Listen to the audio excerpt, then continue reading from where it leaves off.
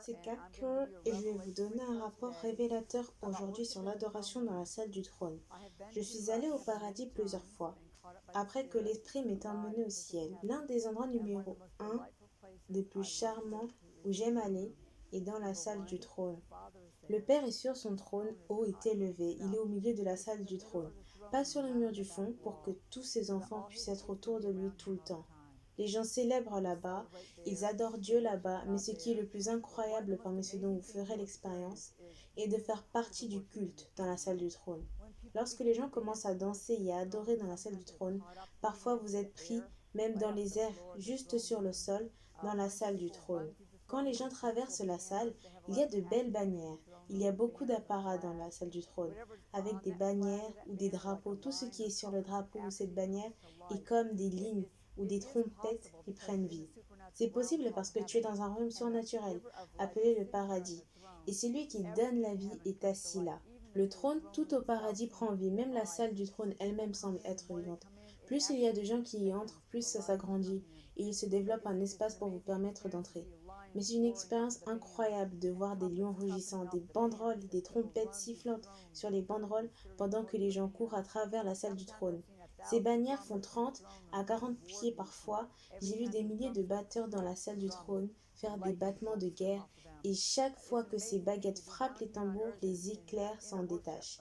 C'est une chose incroyable d'être ici, sur terre, dans un culte, d'être dans la situation d'entendre cette équipe d'adoration se connecter avec le ciel. C'est si puissant. Dieu va permettre cela de plus en plus dans les jours à venir, afin que nous puissions expérimenter réellement le culte de la chambre haute, quand les gens chantent ici sur terre. Au paradis, dans la salle du trône, vous voyez réellement le culte. Sur terre et ci-bas, quand les gens chantent, je peux aussi voir à quoi ça ressemble dans le royaume des esprits, mais au paradis, vous voyez des rubans de couleur sortir de la bouche des gens et cela leur tisse de belles tapisseries qui deviennent un chef-d'œuvre d'art. Et encore une fois, vous dansez au paradis.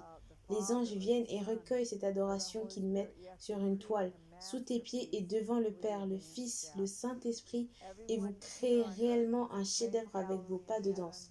Tout le monde ici sur terre a une galerie de louanges dans le ciel, et pendant que vous adorez Dieu, ils recueillent également votre culte et le mettent dans votre galerie de louanges afin que vous puissiez voir comment votre vie était vécue pour eux. Et demandez-leur quel genre de culte cela fait. Mais dans la salle du trône, les séraphins descendront des nuages de gloire. Sur le trône de Dieu, ils ont le feu sortant de leur tête. Quand les gens adorent au paradis, les créatures vivantes qui sont aux quatre coins du trône commencent à recueillir et déclarer Saint, Saint, Saint est le Seigneur Dieu Tout-Puissant. Et quand ils font cela, le Père, le Fils et l'Esprit Saint dans lequel ils ont pris le feu croisé, qui adorent, une explosion a lieu sur le trône. Et du feu et de la foudre commencent à jaillir du trône de Dieu. Des vagues de gloire et d'amour comme l'amour liquide coulent hors de lui comme des vagues. Elles engloutissent tout le monde sur le trône et puis tout le monde descend. C'est tellement incroyable de pouvoir rester là dans une gloire indicible, faire partie de ça au paradis. Ce n'est pas étonnant que les gens veuillent vivre dans la salle du trône. Mais laissez-moi vous dire que peu importe où vous allez au paradis, vous adorerez Dieu. Les arbres l'adorent même, les nuages l'adorent, et même les fleurs l'adorent. Les petits-enfants sont autour de Jésus tout le temps au paradis. Ils adorent être près de lui. Et même si les petits bébés sont dans la crèche, Jésus vient leur rendre visite et ils lui chantent. Vous ne pouvez pas vous empêcher de tomber amoureux. Avec le Père, le Fils, le Saint-Esprit dans les cieux, tu ne veux pas manquer de faire partie de cette adoration, de la salle du trône. Alors je prierai que vous fassiez le bon choix et votre maison, qu'un jour vous puissiez y aller et faire partie de ce culte. Salut, c'est Kat Kerr, je suis l'auteur de Révéler le paradis et je viens pour vous apporter un rapport de révélation du Père. Il est probablement l'un des plus importants que je ne vous donnerai jamais. Alors faites écouter. Vous savez que nous sommes tous sauvés par la grâce qui est un don gratuit de Dieu pour la vie éternelle. Et vous ne pouvez pas gagner ce que vous ne voulez pas travailler pour que Dieu vous le donne librement. Mais vous savez qu'il y a plus de grâce pour toi. C'est aussi gratuit, mais tu dois demander cette grâce. Oui, il en parle dans la parole de Dieu. Il y a une écriture qui dit de venir devant son trône de grâce pour trouver la grâce. Donc c'est une action qui est quelque chose que vous devez faire pour trouver et obtenir cette grâce. C'est de l'aide au moment de besoin qui pourrait servir chaque jour de ta vie. C'est ce qui est la grâce pour une vie abondante. Le Père m'a rattrapé à temps et m'a dit que je devais vous apprendre quelque chose qui va changer votre vie, changer la vie de quiconque veut poursuivre ceci. Et il dit que mon fils, en étant enfant, était rempli de cette grâce. C'est pourquoi il a pu marcher à travers sa vie sur terre et ne pas tomber dans une clôture, ne pas être en colère. Ne soyez pas anxieux, cela changera littéralement votre vie. C'est comme recevoir du carburant du ciel pour ce jour-là. L'apôtre Paul, quand il a demandé continuellement enlève l'épine de ma chair, et Jésus lui répondit, ma grâce te suffit. Il parlait de cette grâce pour une vie d'abondance.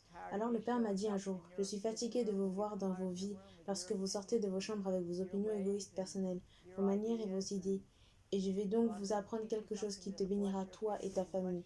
Il m'a rattrapé et il a dit que chaque jour avant de sortir de mon lit, dans ma chambre, si je lève les yeux vers le ciel et je dis au Père, je demande et je reçois de la grâce pour ce jour. Il a dit que j'allais télécharger le carburant du ciel dans ma vie pendant 24 heures. Tu marcheras dans cette vie abondante. Et il a dit, tu ne seras plus offensé et plus de mauvaise humeur. Il dit aussi, même ta famille remarquera ton changement. Et si tu leur apprends à faire la même chose, vous vivrez réellement en harmonie. Les conflits ne pourront même plus entrer dans votre maison. Il dit, je l'ai rendu disponible pour tous mes enfants et pour qu'ils ne périssent pas par manque de connaissance. Alors je leur donne maintenant cette connaissance partout où je vais. Il m'a demandé d'enseigner aux gens qui me font confiance. C'est gratuit, comme la manne qu'il a mis à disposition dans le désert. S'ils le voulaient, ils devaient aller la chercher, mais ils ne l'ont pas obtenue, ils ne s'étaient pas mis à disposition. Si vous voulez que votre vie change de manière significative, alors s'il vous plaît, tous les matins, levez les yeux vers le ciel et demandez cette grâce. Si vous devez vous rappeler, mettez une note sur votre réfrigérateur, comme ça en regardant ici et en demandant, ai-je demandé la grâce? Parce que croyez-moi, si vous oubliez, vous remarquerez que tout le monde dans votre maison le remarquera, parce que vous allez ressortir comme un poussin doloré avec votre attitude et vos pinaillages. Et je peux vous dire que nous n'avons plus ça chez nous.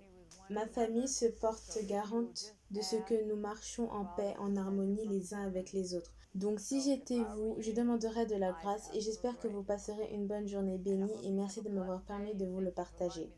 Si vous voulez plus d'informations, vous pouvez aller sur mon site web Revealing Heaven. Et puis si vous toujours marchez dans une grâce abondante, que Dieu vous bénisse. Salut, c'est Kat Kerr et je suis l'auteur de Révéler le paradis. Aujourd'hui, je vais vous donner un rapport de révélation qui est si important que beaucoup de gens veulent connaître la réponse à cette question. Nos animaux de compagnie seront-ils au paradis? Et je peux vous dire, du cœur du Père, il a dit absolument oui.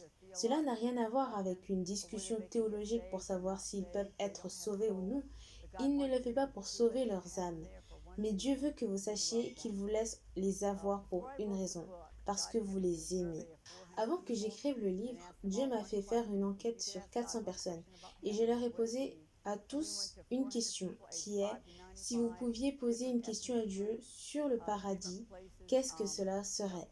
Et nous sommes allés vers 400 personnes âgées de 5 à 95 ans, de groupes ethniques différents et différents endroits que vous connaissez aux États-Unis et même au Canada. Les gens sont même allés dans certains des bars de motards. Nous voulions savoir sur quoi leur opinion se dirigeait. Et je peux vous dire que sur les 400 personnes, dans un tiers de toutes celles-ci, les réponses étaient les mêmes. Nos animaux de compagnie seront-ils au paradis? Peu importe s'ils étaient âgés de 5 ans, 17 ans ou 95 ans, ils voulaient tous savoir parce que ça importait pour eux. Et parce que cela compte pour vous, cela compte aussi pour Dieu. J'ai vu certains des animaux de compagnie que nous avions, mes frères et sœurs et moi, en grandissant. Même un des animaux de compagnie qu'avait mon père. Et je peux vous dire que c'est réel. Il y en aura dans votre manoir qui vous attendent. Et au fait, si vous avez des chats, ils ont probablement repris votre manoir. Et quand vous rentrerez chez vous, ils pourraient vous laisser vivre avec eux. Mais honnêtement, Dieu permet à vos animaux d'être là. Même le poisson rouge d'un petit garçon est maintenant, ayant préparé ce manoir pour ce petit garçon, et fait un aquarium de voie navigable qui traverse tout le manoir pour que le poisson puisse nager partout et même rendre visite à son petit maître quand il rentre à la maison. Il a construit ce magnifique toboggan aquatique dans la piscine et le manoir du petit garçon est juste pour ce poisson rouge. S'il se soucie d'un poisson rouge, il se soucie de vos animaux de compagnie. Notre propre animal de compagnie, Molly, est rentrée au paradis il y a environ 1 an et demi. Je l'avais depuis 16 ans et j'étais dehors, vous savez, prêcher l'évangile. Et partout ma mère a appelé et a dit qu'elle ne pense pas qu'elle durerait jusqu'à ce que je rentre à la maison. Le Saint-Esprit m'a montré qu'il allait l'emporter. Et moi, je peux vous dire que la chose préférée de Molly était à 11 heures tous les jours, attendant à la fente pour le courrier, que l'homme passe le courrier à travers et qu'elle attrape ce courrier et court partout dans notre maison, tombant partout en grognant dessus. Et puis, d'habitude, elle déchiquetterait le courrier grâce à Dieu. C'était seulement la partie qui avait le courrier indésirable dedans. Vous savez, mais c'était sa chose préférée à faire, mais je savais qu'elle rentrerait chez elle au paradis. Les gens n'avaient pas besoin de m'en parler. Et donc, elle a attendu que je rentre à la maison. Je me suis installée toute la nuit en lui disant que je suis heureuse que Molly ait fait partie de ma vie. Ça l'a bénie avec moi. Je viens juste de la relâcher au Seigneur. Et Dieu l'a emmenée à la maison au paradis. En fait, mon ange gardien l'a ramenée à la maison au paradis. C'est comme ça que votre animal y arrive. Puis quelques heures plus tard, je faisais des choses normales à la maison et Dieu a ouvert le plafond de ma maison.